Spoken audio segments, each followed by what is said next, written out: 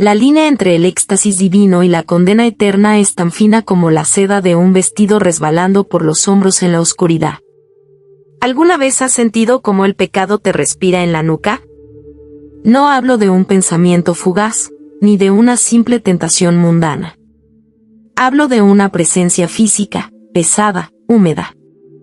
Una fuerza que te congela la sangre mientras hace que cada milímetro de tu piel arda en fiebre. Bienvenidos, pecadores y santos.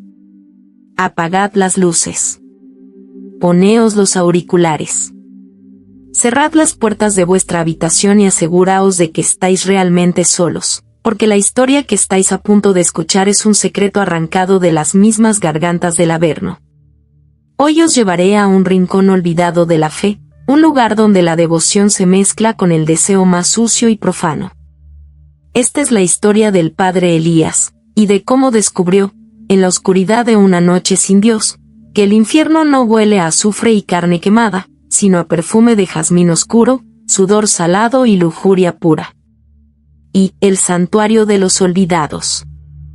La parroquia de Nuestra Señora de las Sombras se alzaba como una bestia de piedra gótica en las afueras de un pueblo que ni siquiera los mapas querían recordar. Era un lugar donde la esperanza iba a morir, devorada por la humedad y el silencio. Elías era un sacerdote joven, apenas rozando los 30 años. Un hombre de fe inquebrantable, pero con unos ojos profundos y melancólicos que delataban una tormenta interna que jamás se atrevió a confesar. Había elegido aquel destierro voluntario para huir del mundo, para castigar la carne y elevar el espíritu. Era una noche de viernes. La lluvia azotaba los inmensos vitrales de la catedral con la furia de 1000 demonios intentando entrar. Dentro, solo el parpadeo moribundo de unas cuantas velas iluminaba la nave central, proyectando sombras largas y retorcidas que parecían bailar al ritmo de los relámpagos. Elías estaba sentado en el confesionario, esa caja de madera de roble negro, asfixiante y estrecha, que olía a cera vieja, barniz y culpa acumulada durante siglos. Sus ojos estaban cerrados. Sus dedos, pálidos y tensos, acariciaban las cuentas de madera de un rosario desgastado. Faltaban 10 minutos para la medianoche. Nadie en su sano juicio vendría a confesarse en medio de aquella tempestad. Él mismo estaba a punto de levantarse y dar por terminada la vigilia, cuando el sonido pesado y chirriante de las puertas principales de la iglesia lo paralizó. No eran los pasos arrastrados de un anciano arrepentido. Era el sonido afilado, rítmico y dominante de unos tacones resonando contra el mármol milenario. Cada paso parecía un latido en el inmenso vacío de la iglesia. Elías contuvo el aliento. A través de la celosía de madera labrada, intentó distinguir quién se acercaba. Una silueta femenina emergió de las sombras. Llevaba un vestido oscuro, empapado por la lluvia, que se adhería a su cuerpo revelando curvas voluptuosas y peligrosas. Su cabello era una cascada de ébano húmedo que le cubría la mitad del rostro. No miró al altar. No hizo la genuflexión ante el sagrario. Caminó directamente hacia la caja de madera donde Elías aguardaba, como un depredador que ha encontrado exactamente la jaula que buscaba. 2. La penitente de medianoche. La mujer entró en la cabina contigua. Elías escuchó el crujido de la madera cuando ella se arrodilló. El sonido de su respiración llenó el reducido espacio. Era una respiración agitada, pero no por el frío ni por el cansancio. Sonaba húmeda, pesada, expectante. El sacerdote deslizó la pequeña compuerta de madera, dejando únicamente la rejilla metálica entre ambos. El aroma que invadió el hado de Elías lo golpeó como una bofetada. No era el olor a humedad de la ropa mojada. Era un perfume embriagador, salvaje, mezclado con el calor de la piel desnuda. Un olor a almizcle, a jazmín negro y a algo metálico, casi como la sangre. Ave María Purísima, susurró Elías. Su propia voz le sonó extraña, frágil, temblorosa. Hubo un silencio que pareció durar una eternidad. Y entonces, ella respondió. Su voz no era humana. O, al menos, no parecía pertenecer al reino terrenal. Era un ronroneo profundo, sedoso, envuelto en una vibración grave que bajó directamente desde los oídos de Elías hasta la base de su columna vertebral, erizándole cada vello del cuerpo. Sin pecado concebida. Padre, murmuró ella. La forma en que pronunció la palabra padre no tenía nada de filial ni de respetuosa. Fue una provocación directa, un desafío bañado en morbo. Dime tus pecados, hija. ¿Cuánto hace de tu última confesión? Intentó mantener la compostura, aferrándose al rosario hasta que los nudillos se le pusieron blancos.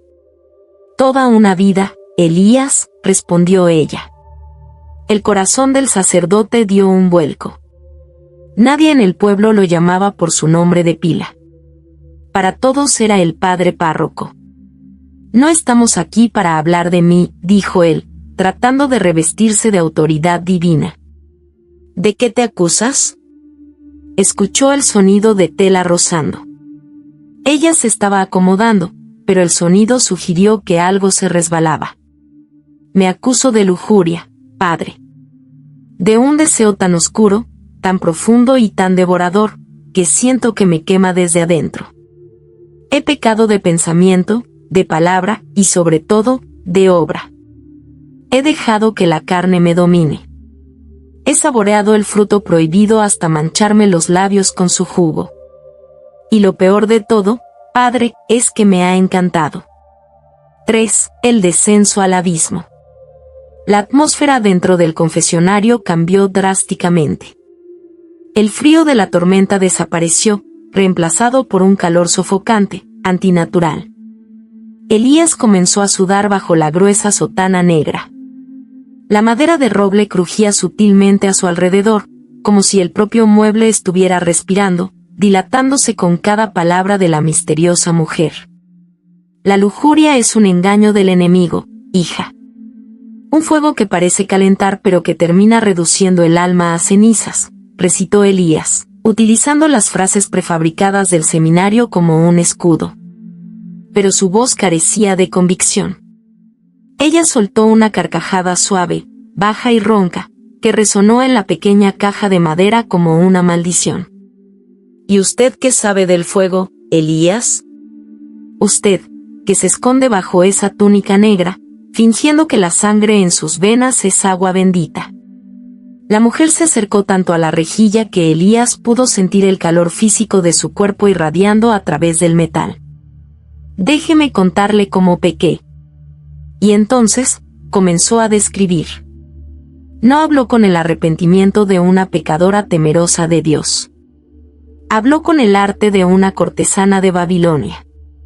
Sus palabras eran pinceladas de puro hedonismo. Describió el roce de la piel contra la piel, el sabor del sudor ajeno en la madrugada, el sonido de los cuerpos colisionando en la oscuridad. Habló de manos profanando lugares sagrados, de gemidos que sonaban a plegarias invertidas, de orgasmos tan violentos que parecían pequeños apocalipsis. Cada sílaba que salía de sus labios era un veneno dulce y corrosivo. Utilizaba metáforas religiosas para describir actos puramente carnales. Hablaba de comulgar con la carne del otro, de alcanzar la gloria entre sábanas deshechas, de rezar de rodillas no ante un altar, sino ante la fuente del deseo. Elías cerró los ojos con fuerza. Empezó a rezar el Padre Nuestro en latín, en su mente, intentando ahogar los susurros de la mujer, pero las palabras de ella se entrelazaban con sus oraciones. Pater Noster. Siente mi piel, Elías, quie sin caelis. Muerde mis labios, sanctificetur nomen tum. Arráncame la pureza. La tortura psicológica era insoportable. Elías sentía una excitación física tan violenta y brutal que le provocaba náuseas. Su cuerpo de hombre, reprimido durante años, estaba reaccionando a la voz de la sirena con una fuerza incontrolable. El sudor perleaba su frente. La cruz de metal que colgaba de su cuello parecía quemarle el pecho desnudo debajo de la ropa. 4. La ruptura del velo. Detente, ordenó Elías, con la voz quebrada, ronca, suplicante. Detente, por el amor de Dios. No puedo darte la absolución si no hay arrepentimiento verdadero en tu corazón. ¿Quién ha venido buscando absolución?, susurró ella. El tono era ahora gélido, demoníaco, pero infinitamente sensual. No he venido a pedir perdón, sacerdote. He venido a compartir mi pecado. A multiplicar el fuego. A través de la rejilla, Elías abrió los ojos. En la penumbra de la cabina de al lado, pudo distinguir el rostro de la mujer. Sus ojos no eran ojos humanos. Brillaban en la oscuridad con una luminiscencia marina, como brasas de carbón ardiente. Sus labios, gruesos y pintados de un rojo más oscuro que la sangre seca, estaban a milímetros del metal. De repente, una mano pálida y de uñas largas, afiladas y negras, se deslizó por los huecos de la celosía. Los dedos acariciaron el rostro de Elías. El tacto fue electrizante. Un frío sepulcral combinado con una descarga de energía pura que lo hizo jadear. Abre la puerta, Elías. No. Tú no eres de este mundo. Eres el demonio, tartamudeó él, presionando el rosario contra su pecho. Soy el demonio que tú mismo has invocado en tus noches de soledad, cuando llorabas abrazado a tu almohada maldiciendo tus votos, susurró la entidad, y su voz de repente se multiplicó, sonando como 1000 mujeres gimiendo de placer al unísono en el interior del confesionario. ¿De qué te sirve este Dios que te exige estar vacío, cuando yo te ofrezco estar eternamente lleno? Abre la maldita puerta. La cordura del padre Elías pendía de un hilo. El terror más absoluto se mezclaba con el deseo más salvaje y primitivo. Quería huir, correr hacia el altar y abrazarse al sagrario, pero su cuerpo no le respondía. Su mano derecha, temblando incontrolablemente, se movió hacia el pasador de la puerta de madera que dividía a ambos compartimentos. La madera del confesionario ya no parecía madera. Bajo sus dedos, se sentía como carne viva, palpitante, tibia, cubierta de una fina capa de humedad. Las paredes de la cabina parecían encogerse, acercando a la criatura hacia él. Las estatuas de los santos fuera del confesionario, envueltas en las sombras proyectadas por los relámpagos, parecían haberse girado para observar la caída del mártir. Algunas parecían llorar lágrimas espesas y negras. Clic. El pasador cedió. La puerta divisoria se abrió lentamente, chillando como un animal herido. La oscuridad del otro lado era densa, pero la mujer emergió de ella. Su cuerpo emanaba un calor que secaba la garganta de Elías. Ya no llevaba el vestido. O tal vez nunca lo llevó. Lo que Elías vio no fue solo la desnudez de un cuerpo humano perfecto, sino la desnudez del abismo. Marcas que parecían tatuajes arcaicos, o quemaduras de un fuego sagrado, serpenteaban por sus pechos y caderas. Ella se abalanzó sobre él. No hubo forcejeo, solo la rendición absoluta de un hombre que se sabe condenado. La entidad se sentó ahorcajada sobre las rodillas de Elías, dentro de la asfixiante cabina. Sus manos, frías como el hielo pero ardientes como el acero fundido, agarraron el cuello de la sotana y la desgarraron de un solo tirón. El sonido de la tela rompiéndose fue el último grito de castidad de Elías. Cuando los labios de la mujer se encontraron con los del sacerdote, Elías experimentó el éxtasis y la muerte al mismo tiempo. El beso sabía a vino añejo, a polvo de tumba y a deseo insaciable.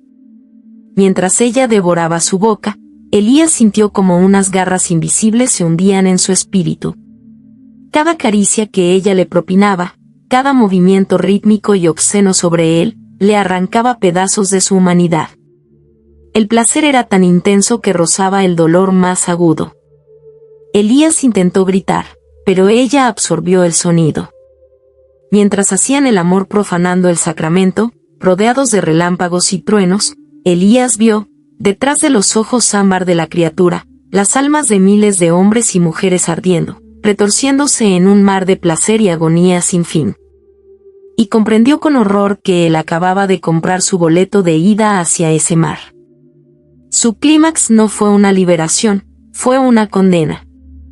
Al derramar su semilla, sintió como su fuerza vital, su fe y su esencia abandonaban su cuerpo, siendo engullidas por la mujer, que echó la cabeza hacia atrás soltando un gemido que hizo estallar los vitrales de la iglesia. El silencio de los culpables. A la mañana siguiente, la tormenta había cesado. El sol entraba tímidamente por los ventanales rotos de la Catedral de San Judas de las Sombras, iluminando un escenario de devastación silenciosa. Cuando el monaguillo llegó para preparar la primera misa del sábado, encontró las pesadas puertas de roble abiertas de par en par. Caminó temblando hacia el altar, esquivando los trozos de cristal coloreado esparcidos por el suelo de mármol. Todo estaba en un silencio sepulcral. Pero fue al acercarse al ala oeste cuando el horror lo paralizó. La puerta del confesionario había sido arrancada de sus bisagras. Dentro, no había rastro del padre Elías. No había sangre, ni señales de lucha. Sin embargo, en el panel de madera donde solía arrodillarse el pecador, había una marca negra y profunda, quemada directamente en la madera. Era la silueta perfecta de dos cuerpos entrelazados, fundidos en un abrazo de agonía y éxtasis. El único objeto que quedó del sacerdote fue su crucifijo de plata, tirado en el suelo, completamente fundido y deformado, como si hubiera sido expuesto al calor de una fragua del inframundo. Dicen que, desde aquella noche, la iglesia de San Judas fue clausurada. La diócesis argumentó daños estructurales por la tormenta, pero los habitantes del pueblo saben la verdad. Nadie se atreve a pasar por allí después del atardecer. Así que, querido oyente, la próxima vez que te sientas tentado, la próxima vez que estés a oscuras en tu habitación y sientas ese calor inexplicable subiendo por tu espalda, esa necesidad feroz e irracional de entregarte al deseo más prohibido, piénsalo 2 veces. Mira bien las sombras que te rodean. Asegúrate de que la voz que te susurra palabras obscenas al oído es solo fruto de tu imaginación, y no una penitente de medianoche que ha venido a arrancar tu alma a cambio del orgasmo más aterrador de tu vida. Dulces sueños, y cuidado con lo que confiesas en la oscuridad. Han pasado meses desde aquella noche de tormenta. La parroquia de San Judas de las Sombras sigue clausurada, rodeada por una alta valla de alambre oxidado y un cartel descolorido que advierte: peligro de derrumbe. Pero ya sabes cómo son las advertencias para los curiosos, actúan como una invitación. Hace un par de semanas, un grupo de adolescentes del pueblo vecino decidió entrar para grabar un directo con sus teléfonos. Apostaron a que pasarían la noche en la nave central. No duraron ni una hora. Salieron corriendo despavoridos, pálidos como cadáveres, asegurando que el aire dentro de la iglesia era tan espeso y caliente que quemaba los pulmones. En su pánico, dejaron caer una de las cámaras de grabación cerca de los restos del confesionario destruido. La policía recuperó el equipo al día siguiente. No había imágenes, la lente se había roto contra el suelo. Pero el micrófono siguió grabando durante 4 horas más. El archivo de audio se filtró en foros de internet antes de ser eliminado por las autoridades. Quienes lo escucharon afirman que la primera hora es solo silencio estático. Sin embargo, a partir de las 3 de la mañana, el silencio se rompe. No se escuchan rezos. No se escuchan lamentos pidiendo piedad. Se escucha la voz inconfundible del padre Elías, jadeando, suplicando por más, atrapado en un bucle eterno de placer agonizante y gemidos ahogados. Y de fondo, constante y rítmico, el sonido de unos tacones resonando contra el mármol, alejándose en la oscuridad, acompañados de una risa femenina que hiela la sangre. Elías no murió aquella noche. Simplemente, cambió de parroquia. Y ahora, predica un evangelio muy diferente en las profundidades del abismo.